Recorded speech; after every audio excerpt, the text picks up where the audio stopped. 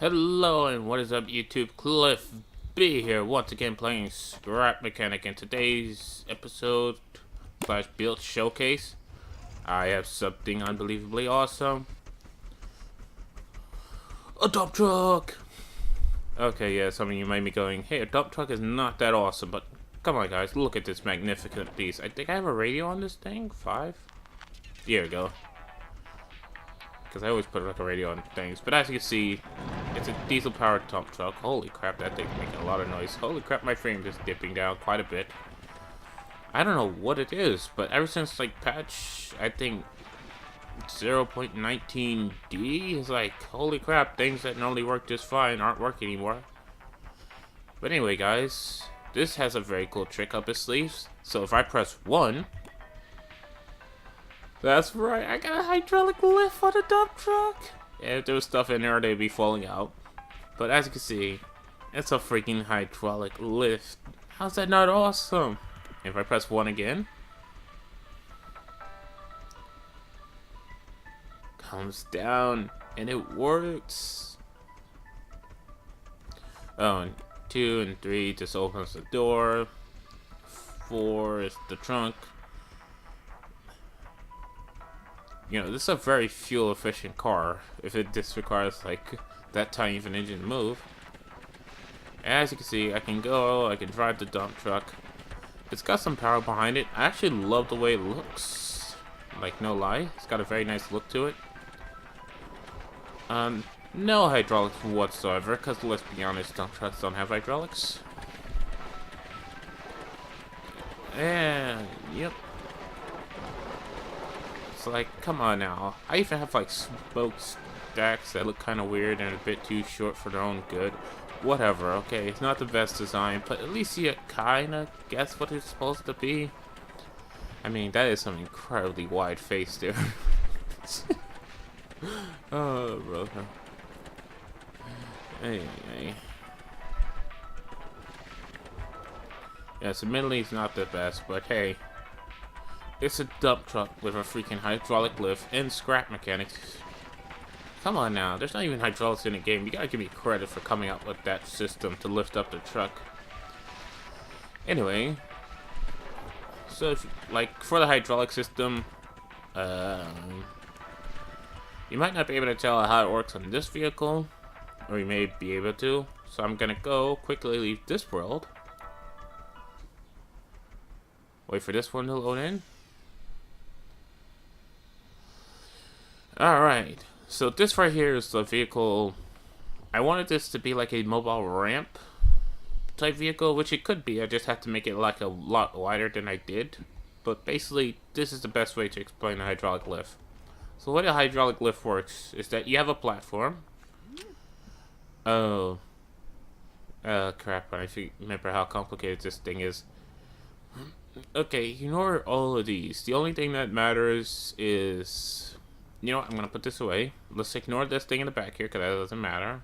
That was this for the lift part. So what you do is you have like this device here. There's a bearing right there, as you can see. And then you connect it to a pipe and it goes there. And what you want is to then lock it with a piece of wood. So this is just locking it down into place. You want to lift that up so it's touching the wood. So I do believe this is an 8-degree angle. If I look in here, yeah, by default they're all at 8 degrees. And like when I press this button, as you can see, the lift comes up. That back piece, don't worry too much about it. That's just literally so I can ramp off this thing. As you can see, there's like an interweaving pattern. Because you can't weld anything, I find that if you do this like interlacing thing, where you have one over the other, like a zipper basically, it helps like smooth things out. I do not know how to spin. Like I know there's a bearing right here, so this thing can spin because I think friction, you know, keeps it from doing certain stuff at certain times. So let's put that down, and as you can see, thanks to the interlace, they both come down smoothly. Because if you just did like one, since this is an uneven number, you have one lifting up faster and further than the other one over here. And now, one thing I messed up when I was making my dump truck is where you put the pivot arm. So the pivot arm, which is this arm that moves the whole entire thing up and gives you that hydraulic lift you're looking for, is the pivot point, and you want that to be the mid-center, like basically the midline of your ramp, or as close to the midline as possible. But ideally, you want it to be the midline of your ramp. So this is, I think, the middle of the ramp. I'm not sure. It might be a little bit off. And then you want to go up and towards the top of your ramp. I had this backwards, so it's up and towards the middle of my ramp. So that's why my ramp had like a height limit on it. Well, this one can be pretty high. Like, I've even made one that goes a lot higher than this. Unfortunately, I deleted that from the world because of lag, but yeah. But yeah, so when you do that, you know, you can just pretty much, like, have it go quite high. I think, like, 65, which, where I have it, is 65 plus this little 8, so, 65 plus 8 equals, math, I can do it. 73, I believe. Is that 73? Yeah, 73. So 73 is like the maximum angle this can go at.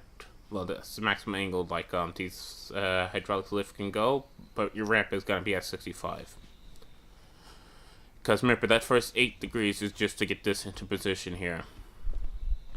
And so, you know, one of the idea was, oh, right, that's not it. Oopsie. I do believe, there you go. So when I press 3 here, it lifts it up to a nice 75-degree angle. And I had like a bike, but unfortunately you can't really make motorcycles like that. But basically, this is just a mobile ramp.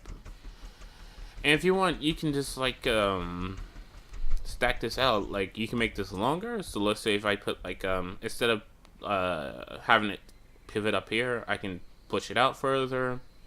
Have one that pivots up upwards, then have a reverse one that pivots up this way, and another one pivots up upwards, and it can go even higher until, like, you know, you can go like 90 degrees upwards, or 180, or 270, or just make it do its full spin, depending on how many times you have this thing, like, pivot, basically.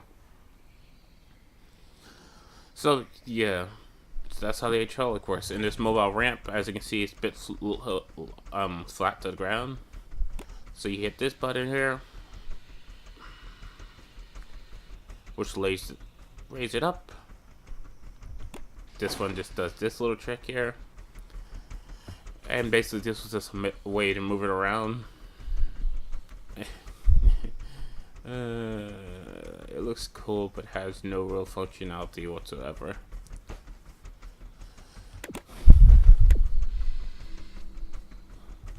And as you can see, the dual engines back there, I tried to make it a hybrid, which is kind of stupid. So as you can see, the outer wheels are powered by gas, inner wheels are powered by electric. I was trying to do some type of new hybridization engine, because, you know, I'm all about that hybrid. If realistically, I'd love to go just full EV. One thing I do love is when this game gets stuck, you can just do that. Boom, instant unstuck.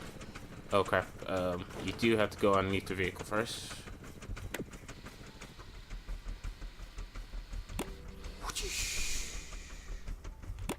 And then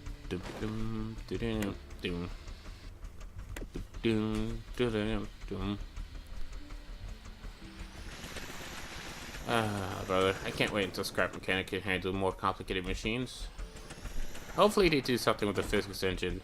I'm not sure if it's just like the fact that the game engine has a horrible physics engine in it, because if you don't know, Scrap Mechanic uses the Ogre engine, which is like an open source game engine. And the problem with that is, like, you know, this isn't like pre-made physics or this, that, and third. So like the creator of Scrap Mechanic basically has to make all the stuff up as they go in order to get the game to work properly. So, you know, that might be the, like, one of the pains of using an open source engine, is that when you're trying to have a physics-based game, you know, and you can barely handle, like, you know, it's funny, Scrap Mechanic is a physics-based game, but it can't handle its own physics. Brother. But yeah, so that's all I wanted to show you guys for this episode. So if you like this, please be sure to like and subscribe to support the series and the channel. Man, I haven't done that outro in a long time. I'm Cliffy, I am signing out. Bye, YouTube.